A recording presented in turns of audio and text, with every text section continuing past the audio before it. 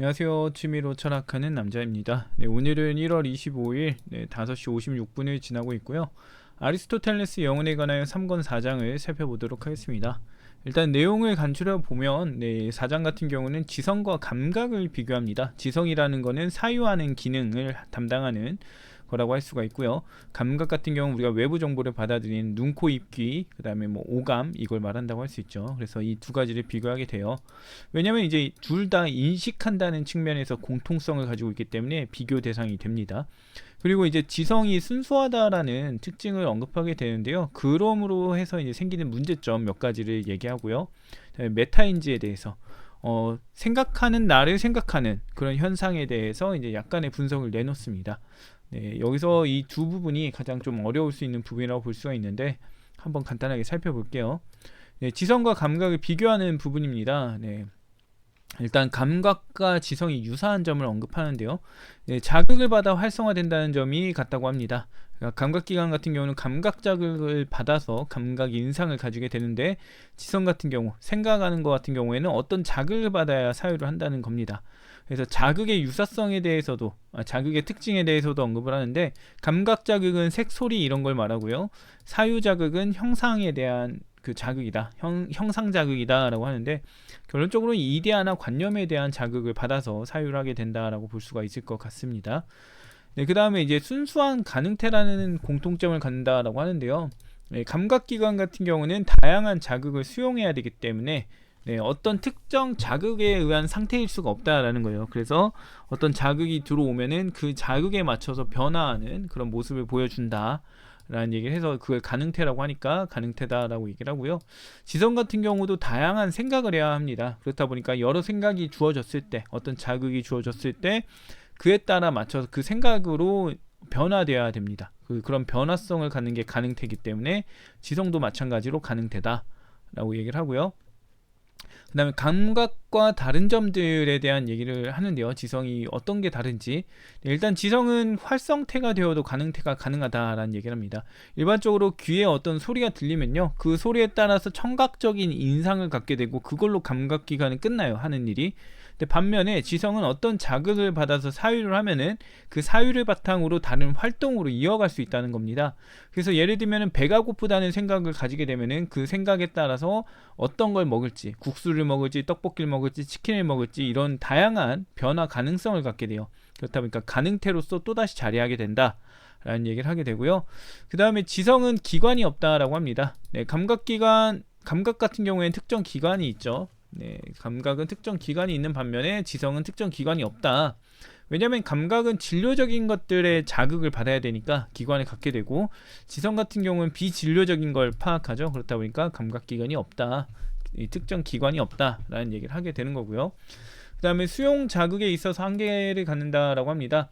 감각 같은 경우는 수용력에 한계가 있다. 물질적인 거다 보니까, 진료적인 거다 보니까 어떤 진료적 특징에 따라서 한계를 갖게 되고, 그래서 격한 자극을 수용하지 못하는데, 지성 같은 경우는 수용력에 한계가 있지 않고, 그래서 격한 자극은 오히려 더 쉽고 명료하게 인식한다. 우리한테 이제 강한 자극이 되는 어떤 경험이나 이런 게 주어지면 그거에 따른 생각이나 이런 것들이 오래 가잖아요. 그런 부분을 떠올리면 될 것 같습니다. 그 다음에 감각과 지성의 대상이 공통된다는 점을 이제 하나 언급하게 되는데, 일단 감각의 감각적 대상이나 그 다음에 사유의 추상적 대상이나 모두 결과적으로 본질을 갖는다라는 거예요. 예시로 언급되는 게 살이랑 고든 건데, 살은 이제 우리가 만질 수 있는 그 물질적인 걸 말하죠. 그거는 본질을 가지고 있다라는 얘기를 하게 되고, 고든 것이라고 한다면 우리가 특정하게 뭐 자라던가 뭔가를 가져올 수 있겠지만 고든 것 자체는 아니잖아요. 그렇다 보니까 추상적인 거라고 볼 수가 있는데, 고듬의 본질과 거기서 파생된 고든 것의 본질이 더해진 상태가 이제 고든 것이다. 그래서 이 두 가지의 본질을 지니게 되는데, 결과적으로 살이든 고든 것이든 본질을 지닌다는 건 공통된다. 물질적인 것도 본질을 가지고 있고, 그 다음에 추상적인 것도 본질을 가지고 있더라라는 얘기를 한다고 볼 수가 있습니다. 그 다음에 이제 지성과 관련된 난제들을 얘기하게 되는데요. 앞서 이제 여기서 보게 되면 순수한 가능태다라고 했습니다. 어떤 거든 간에 변화될 수 있는, 그래서 오염되지 않은 채로 다양한 걸로 변화될 수 있는 순수한 상태여야 된다라는 얘기를 아리스토텔레스가 하게 되는데요. 네, 그에 따라서 이제 지성이 순수하면 생기는 문제를 몇 가지 얘기합니다. 일단 인식 원리에 부합하지 않는다는 건데, 일단 인식을 하려면은 유사한 것끼리 상호작용을 해야 인식이 생겨요. 근데 지성이 순수하다는 얘기는 순수하기 때문에 유사한 것이 없다라는 얘기로 봅니다. 그렇게 되면 유사한 것이 없는 상태에서 상호작용을 못하게 되는데, 그러면 지성은 어떻게 사유하는 거냐? 라는 문제가 생긴다는 거고요. 그 다음에 메타인지를 해석할 때 이제 논리적 문제가 생긴다라고 합니다. 지성, 즉 사유하는 기관은 어떤 대상을 사유하기도 하지만 사유를 놓고 사유를 하기도 하는데 이걸 메타인지라고 하죠. 근데 이게 만약에 지성이 순수하다라고 한다면은 문제가 생겨요. 왜냐면 메타인지라는 이 현상이 지성이 순수하기 때문에 지성에 의해서 생기는 현상이 되어야 되거든요. 다른 어떤 것이 관여하지 않는다라는 거니까. 그래서 그거에 따라 보게 되면 지성이 사유를 인식한다는 거는 자기 자신을 인식한다는 거예요. 사유가 결국 지성이니까. 그래서 사유하는 것과 사유되는 것이 동일해지는 상황에 놓이게 됩니다.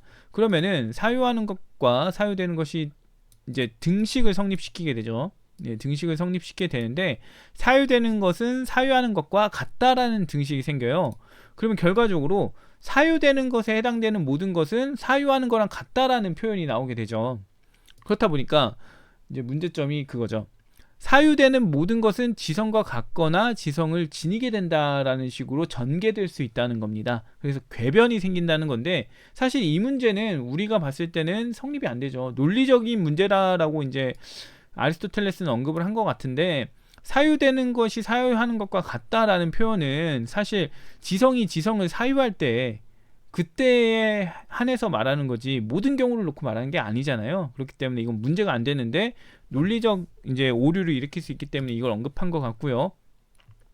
그 다음에 지성 안에 만약에 지성이 순수해서 생기는 게 아니라 지성 안에 다른 게 있어서 메타인지가 가능한 거라면 앞서 우리가 지성을 순수하다고 했는데 다른 게 섞여 있는 거 아니냐, 지성은 더 이상 순수하지 않다라는 얘기를 합니다. 네, 그래서 이런 부분에서 이제 문제가 생긴다라고 얘기를 하는 거고요. 그 다음에 이제 아리스토텔레스는 그럼 메타인지는 도대체 어떻게 생기는 걸까? 여기에 대한 부분을 아이디어를 제공합니다. 보게 되면 사유가 사유를 인식하는 것은 유사하기 때문에, 사유가 사유를 인식할 수 있는 것은 유사하기 때문에 가능하다. 앞서서 이제 우리가 인식이라는 걸 하려면은 유사해야 된다고 했습니다. 유사해야 서로 상호작용할 수 있지 서로 다르다면은 상호작용할 이유가 없다라는 거예요. 그게 이제 고대의 인식론의 기초였습니다. 그래서 불은 불을 인식할 수 있고 흙은 흙을 인식할 수 있다라는 식으로 얘기를 했었는데요. 네, 그에 따라서 보게 되면은 어떤 것에 대해서 사유하지 않는 것은 이제 가능태 상태로 있다라고 합니다. 그러니까 사유를 안 하고 있어요. 사유가. 그러면은 그건 가능태 상태, 어떤 상태로든 변할 수 있는 가능태 상태에 놓여져 있는 거고요. 본래 지성이라는 것 자체가 대상이 주어질 때까지